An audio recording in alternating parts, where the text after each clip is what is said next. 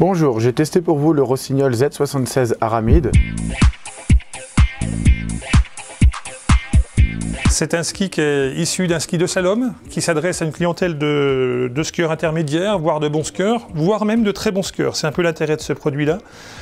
Plus la neige va être compliquée, plus ça sera gelé, mieux il va se comporter. Dans les bosses, dans les pistes noires, sur de la neige très dure, il est très intéressant.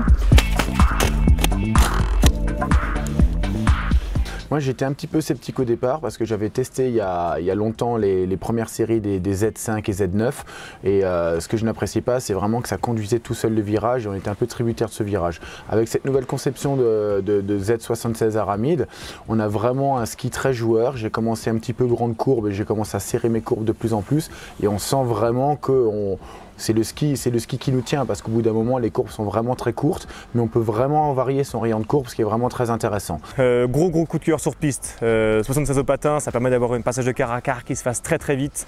Un rayon de paraboulisme assez court pour vraiment tourner très court, venir agresser la piste, on a envie de dire.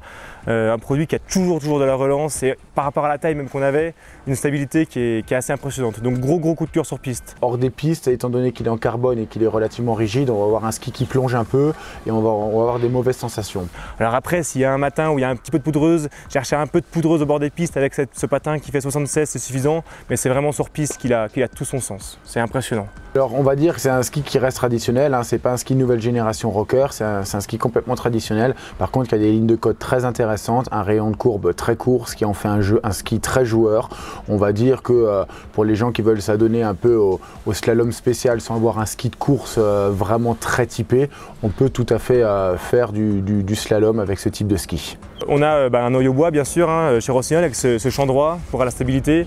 Par contre on a des renforts carbone sous le pied et au talon pour avoir cette relance en fond de virage. Ski qui a été complètement revu pour 2012, qu'on connaissait déjà un petit peu sur la saison 2011, qui a fait des gros volumes de vente, de par les conditions de neige qui étaient un petit peu dures.